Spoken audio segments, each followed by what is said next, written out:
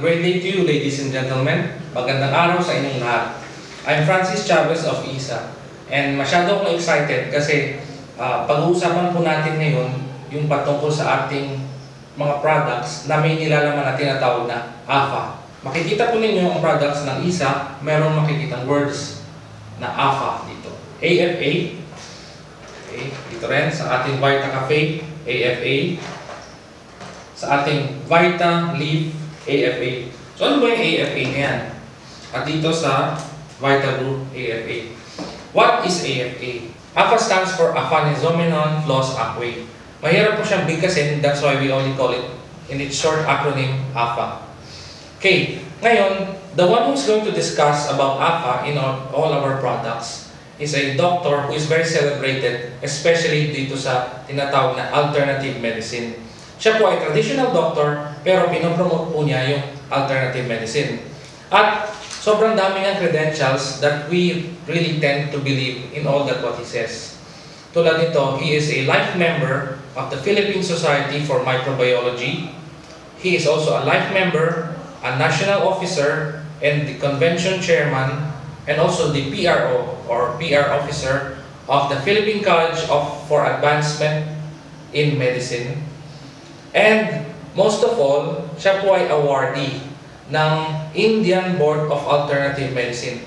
Ito po ay isang organisasyon po sa bansa na India at siya po yung kauna-unang Pilipino na natanghal bilang International Holistic Physician of the Year nitong organisasyon na to.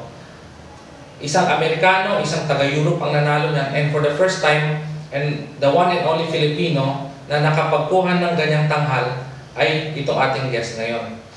At the same time, ito pong ating guest ay isang radio anchor for 7 years already ng programang Basta Natural sa DZEC from Mondays to Fridays, 7 p.m. to 8 p.m. Okay? So, ang dami po niyang credentials and it's very nice to hear from this person kasi pag nagsasalita siya, talagang makikita niyo yung authority at saka credibility niya. Okay, siya po ay without further ado, I would like to introduce to you Dr. Erwin Torres.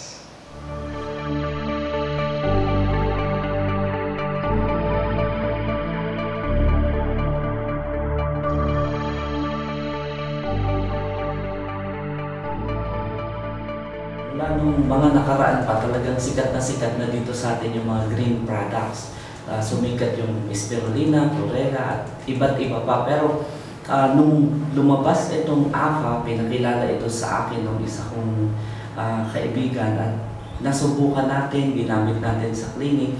Napakaganda ng resulta. So, kilala ang AFA na pampalakas ng immune system. Pero yun nga, ang laging natatanong sa atin, ano ang kaibahan ng AFA sa spirulina? So, ano yung ginagawa nito sa ating katawan? Kung titingnan natin, ang AFA, itong mga green products at spirulina, sumisikat dahil dun sa kanilang chlorophyll content. At maraming mga company ang nagbebenta ng ganitong mga products.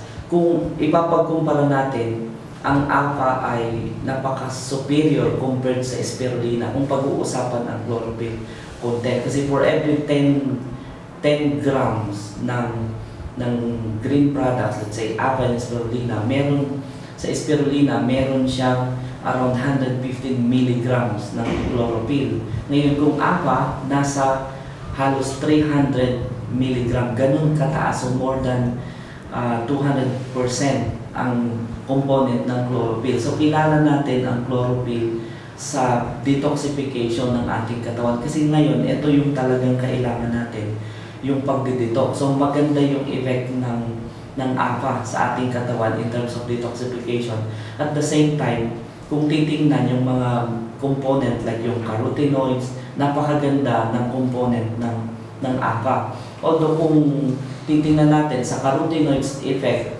depende ito sa pag-harvest kasi yung AFA hindi ganun ka bilis yung kanyang pag-harvest. So yung carotenoid component nito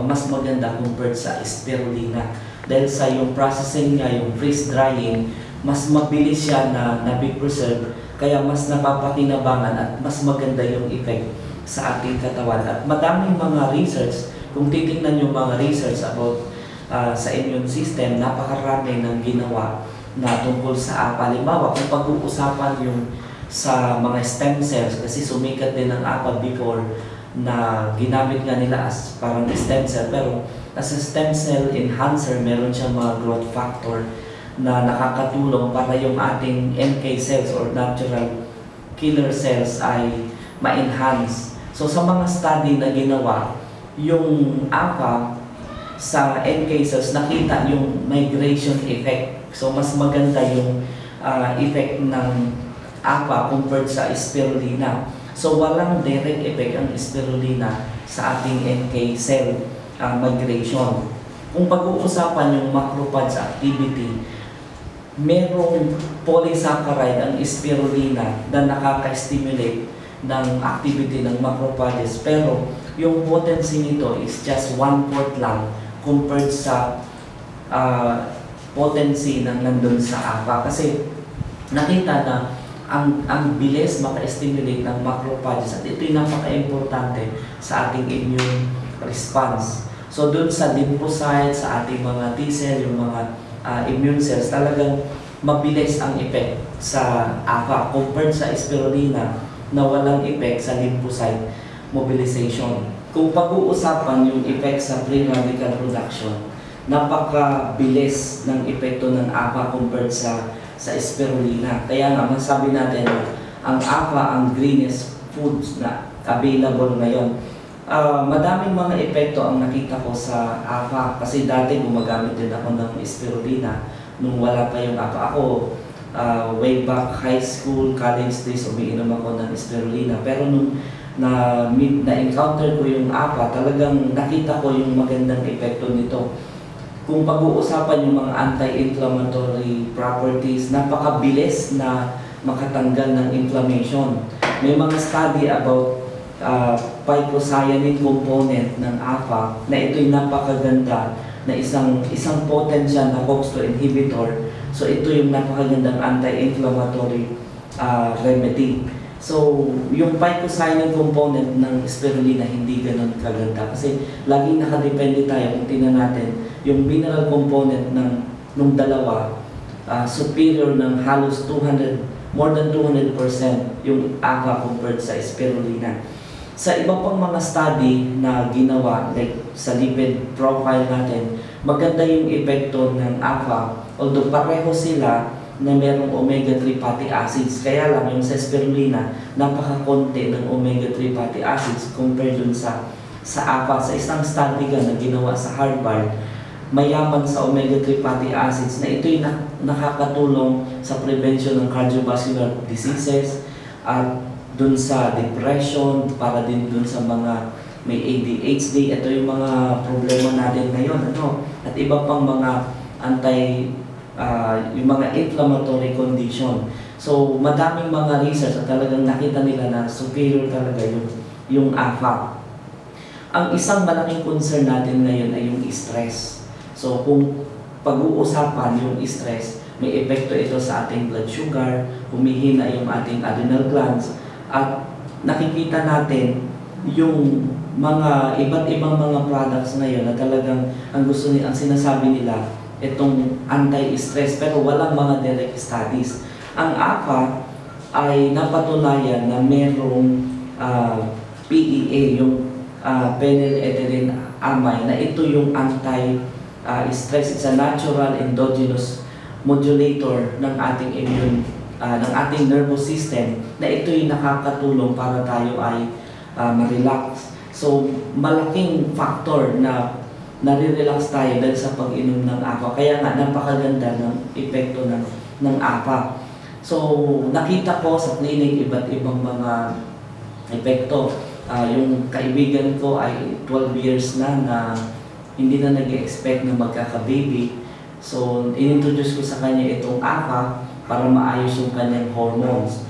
Hindi niya alam, buntis na pala siya. So talagang sinabi niya na ang nakatulong para maayos yung kanyang hormones ay yung pag-inom ng APA na halos 12 years na inaayos niya sa kanyang ng kanyang OB. So dahil sa pag-inom niya ng APA, ngayon meron na siyang 9 months old na baby, na healthy baby.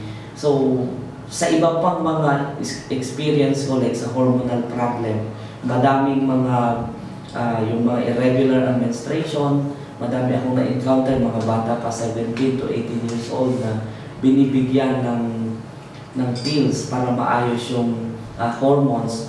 I'm against sa pag-inom ng mga pills, lalo na dun sa mga teenagers, kasi nga nagiging promiscuous sila.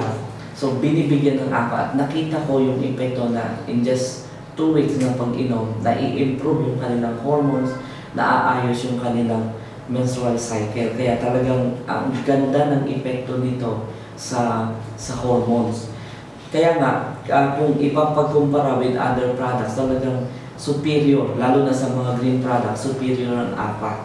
So ito yung recommended ko sa mga hormonal problem, yung mga hindi magkaanak, anti-stress, even sa cancer, even sa may mga immune problems like AIDS. So maganda ito na pang-enhance ng ating immune system.